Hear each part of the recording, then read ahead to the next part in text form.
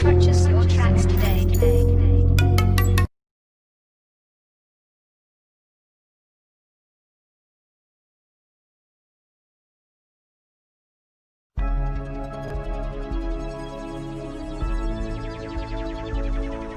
Hey there. Subscribe to my channel and also press this bell icon so you can get latest video notifications. And this is absolutely free.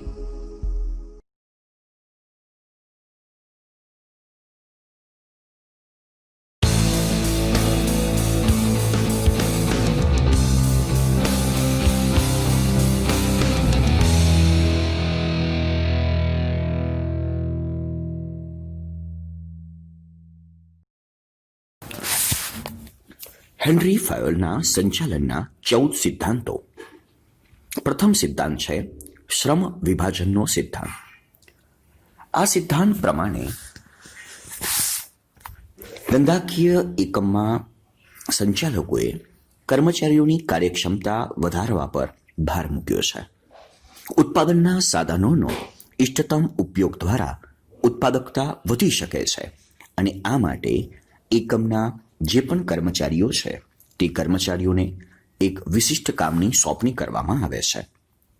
શ્રમ વિભાજનને કારણે વિશિષ્ટીકરણ શક્ય બને છે. શ્રમ વિભાજન એ કારખાના કક્ષાથી તળ સપાટી સુધી થવું જરૂરી છે. હેનરી ફાયોલના જણાવ્યા પ્રમાણે કોઈ પણ કાર્યમાં જે મુખ્ય કાર્ય છે એને નાના નાના ટુકડાઓમાં વહેંચી દેવામાં આવે છે અને તે અલગ અલગ વ્યક્તિઓને સોંપવામાં આવે છે. કોઈ એક વ્યક્તિને બધું જ કામ ન સોંપવું તે આ સિદ્ધાંતનો મુખ્ય હેતુ છે. જ્યારે પણ કામગીરીની સોંપણી કરવામાં આવે છે ત્યારે વ્યક્તિનો અનુભવ, આવડત, કૌશલ્ય અને તેની વિચારિક શક્તિ એ બાબતો જોવામાં આવે છે. આ સિદ્ધાંતને કારણે જે વ્યક્તિને એક વિશિષ્ટ કામ સોંપાય છે તેની આવડતમાં વધારો થાય છે, તે નિષ્ણાત બને છે. ધંધાકીય એકમોમાં સામાન્ય રીતે ફેક્ટરી હોય, ફાઇનાન્સ હોય, ટેકનિકલ બાબતો હોય, મેનેજરલ બાબતો હોય, સેલ્સ બાબતો હોય, પરચેસની બાબતો હોય, આ બધા માટે અલગ અલગ વ્યક્તિઓની નિયુક્તિ કરવી જોઈએ અને તેમને તેના ફિલ્ડનું કામ સોંપવું જોઈએ. આનો બીજો એક ફાયદો એ થાય છે કે કોઈ પણ એક વ્યક્તિ ઓવરબર્ડન, વધારે પડતો કામનો બોજો સહન કરી શકતો નથી, કારણ કે બધાને કામ વહેંચાય છે અને દરેક વ્યક્તિ પાસે સેપરેટ વર્ક છે અને તેને લઈને એ વ્યક્તિ એ બાબતમાં એ કાર્ય કરવામાં નિપુણતા હાંસલ કરી શકે છે. આ સિદ્ધાંતની મુખ્ય જે લાભ છે સ્પેશિયલાઇઝેશન, કે વ્યક્તિ વિશિષ્ટીકરણ પ્રાપ્ત થાય છે, કાર્યમાં વિશિષ્ટતા જોવા મળે છે. આને કારણે બીજો પણ એક ફાયદો થાય છે કે એને કારણે કર્મચારીઓની એફિશિયન્સી, કાર્યક્ષમતા અને કાર્યદક્ષતામાં વધારો થતો હોય છે. શ્રમ વિભાજનના સિદ્ધાંતના કેટલીક મર્યાદા પણ છે કે જેમાં આ સિદ્ધાંતનું પાલન ન થાય, એક જ વ્યક્તિ વન મેન આર્મીની જેમ કામ કરતો હોય તો બીજા વ્યક્તિઓની કાર્યક્ષમતા ધીરે ધીરે ઘટે છે અને વિશિષ્ટીકરણનો પણ અભાવ જોવા મળે છે.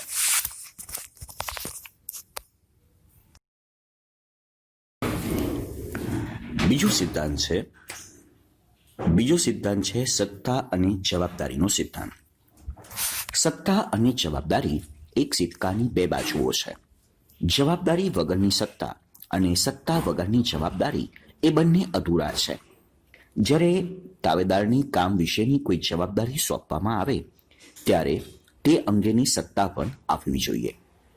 સત્તાની સોંપણી કરતી વખતે કર્મચારીઓનો હોદ્દો, જ્ઞાન, આવડત, લાયકાત, અનુભવ, નેતૃત્વની કળા, પુખ્તતા વગેરે પરિબળો ધ્યાનમાં રાખવા જોઈએ. સત્તાની સોંપણી કર્મચારીઓના ઉત્સાહમાં અને તેના કામ કરવાના સ્ટાઇલમાં કંઈક અંશે વધારો કરે છે.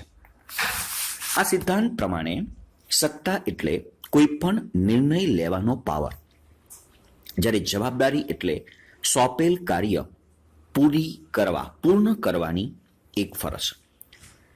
આ સિદ્ધાંત પ્રમાણે કર્મચારીને જેટલી જવાબદારી સોંપવામાં આવે છે તેના સપ્રમાણમાં પાવર, ઓથોરિટી, સત્તા સોંપવી જરૂરી છે. વધારે પડતી ઓથોરિટી અને ઓછામાં ઓછું જવાબદારી, મોર ઓથોરિટી, મિનિમમ રિસ્પોન્સિબિલિટી, અથવા તો વધારેમાં વધારે જવાબદારી અને ખૂબ જ ઓછી સત્તા એ પરિણામ લાવી શકતી નથી. એક ઉદાહરણ જોઈએ કે કોઈ એક કંપનીમાં એક અઠવાડિયામાં 100 ઓર્ડર પૂર્ણ કરવાના છે, 100 વસ્તુનું ઉત્પાદન કરવાનું છે. પણ જે પણ ઉત્પાદક છે, જે કર્મચારી છે, એને કોઈ પણ પ્રકારનો પાવર આપ્યો નથી. હવે એને લઈને એની પાસે રિસ્પોન્સિબિલિટી છે કે મારે એક વીકમાં 100 પ્રોડક્ટ મેન્યુફેક્ચર કરવાની છે, પણ એની પાસે કોઈ પણ પાવર નથી. તો પરિણામે શું થશે? ટાઈમમાં ડિલે થશે. કારણ કે એને બીજા જોડે કામ કરવું હોય યા કરાવવું હોય તો કંઈક સત્તા જોઈશે, સત્તા નથી એટલે કામ ડિલે થશે. જ્યારે એવું પણ માની લો કે એક જ અઠવાડિયામાં તમારે 100 યુનિટ મેન્યુફેક્ચર કરવાના છે, એમાં તમે જે મેનેજર કે તમારી જે પણ પોસ્ટ છે, તમને પાસે પાવર છે કે તમે 10 વ્યક્તિઓને હાયર કરી શકો, તમે 10 વ્યક્તિઓની મદદ મેળવી શકો અથવા 10 વ્યક્તિઓને તમે લઈ શકો. તો આની અંદર શું થાય છે કે 10 વ્યક્તિઓ છે, 100 કામ છે, તો કામના પ્રમાણમાં તમારી પાસે વ્યક્તિઓ છે, જેટલી જવાબદારી છે 100 યુનિટ મેન્યુફેક્ચરની, એટલે તમારી પાસે કામ કરાવવા માટે 10 વ્યક્તિઓ છે. સત્તાના પ્રમાણમાં જવાબદારી છે, તમે કામ કરી શકશો, કરાવી શકશો. હવે જ્યારે એવું માની લો કે એક અઠવાડિયામાં 100 યુનિટ બનાવવાના છે અને તમારી જોડે 20 વ્યક્તિઓ છે, રિસ્પોન્સિબિલિટીના પ્રમાણમાં ઓથોરિટી વધારે છે, માણસો વધારે છે, તો હવે શું થશે? તો હવે એવું બનશે કે તમને જે સત્તા આપી છે એ સત્તાનો તમે દુરુપયોગ કરશો. એટલે કે એ જે પણ 20 કર્મચારીઓ છે એની પાસેથી તમે એકમના ઉદ્દેશ પૂર્તિ માટેના જરૂરી ન હોય અથવા તો વ્યક્તિગત કાર્યો કરાવી શકશો. એટલે કે સત્તાના પ્રમાણમાં જવાબદારી બેલેન્સ થાય એ જરૂરી છે કે જે એકમ માટે ફાયદાકારક છે. અને જો આમ ન થાય, ફક્ત ને ફક્ત રિસ્પોન્સિબિલિટી, કોઈ પણ પ્રકારની એની પાસે સત્તા નથી, તો એ વ્યક્તિ કંઈક અંશે ઓવરબર્ડન થાય છે, માનસિક રીતે એ સ્ટ્રેસ અનુભવતો હોય છે.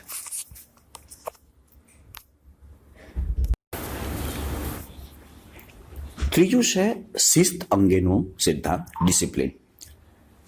સાધનોના ઇષ્ટતમ ઉપયોગ અને પ્રવૃત્તિઓના સાતત્ય માટે ઔદ્યોગિક શિસ્ત અનિવાર્ય છે. શિસ્ત એક સંવાદિતાનું સર્જન કરે છે. શિસ્ત ચોક્કસ પ્રકારના નિયમો અને આચાર સંહિતાથી સ્થાપાઈ શકાય છે. જ્યારે મોટી સંખ્યામાં કર્મચારીઓ કામ કરતા હોય ત્યારે શિસ્ત અને આચાર સંહિતા જરૂરી છે. શિસ્ત એકમના દરેક કક્ષાએ થાય એ જરૂરી છે. ધંધાકીય એકમમાં નીતિ નિયમોનું દરેક વ્યક્તિ પાલન કરે તે જરૂરી છે, એટલે એ ટોપ લેવલનો હોય કે બોટમ લેવલનો હોય. અને જ્યારે પણ આ નીતિ નિયમો તૈયાર કરાતા હોય ત્યારે તે ન્યાયપૂર્ણ હોય એ પણ જરૂરી છે.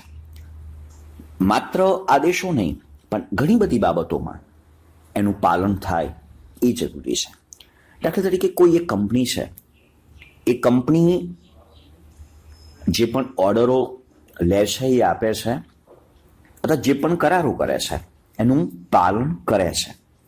જ્યારે બીજી કોઈ કંપની છે, એ જે પણ ઓર્ડર, જે પણ જાહેરાત, જે પણ વાયદા, જે પણ કરારો કરે છે તેનું પાલન નથી કરતી. આ પણ એક શિસ્ત છે. અને તમે જો કહેલું કરેલું ઓર્ડર કે વાયદા કે કરારનું પાલન નથી કરતા, કેન નોટ મેન્ટેન ડિસિપ્લિન, એ કંપનીની ઇમેજ ખરાવે છે.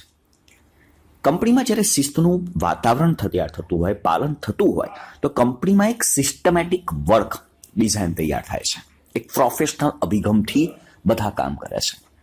એને કારણે દરેકની એફિશિયન્સી વધતી હોય છે. પણ જો કંપનીમાં ડિસિપ્લિન, શિસ્ત ન જળવાય તો વ્યક્તિઓ અથવા કામ એ ડિસઓર્ડર થાય છે. જે વ્યવસ્થિત કામ થવું જોઈએ નહીં થાય અને વ્યક્તિઓ કન્ફ્યુઝ થાય છે. આઈ કાર્ડ પહેરવું, યુનિફોર્મની બાબતમાં ઘણી બધી એવી બાબતો છે કે જેમાં આપણે કન્ફ્યુઝ થઈએ છીએ. આને કારણે વેસ્ટેજ ઓફ રિસોર્સિસ, જે પણ માલ સામાન છે એ માલ સામાનનો બગાડ પણ કંઈક અંશે વધે છે. અને ત્રીજું છે કે ડિસિપ્લિનનું પાલન નથી થતું તો એને લઈને ડિલે ઓફ વર્ક્સ, કામની ડિલે થાય છે, કાલે કરીશું.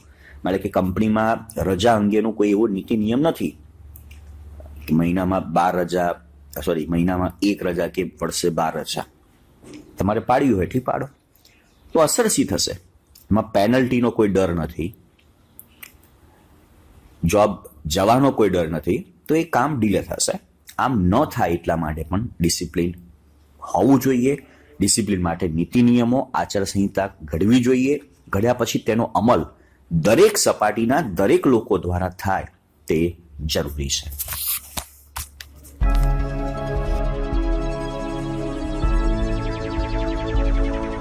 Hey there. Subscribe to my channel and also press this bell icon so you can get latest video notifications. And this is absolutely free.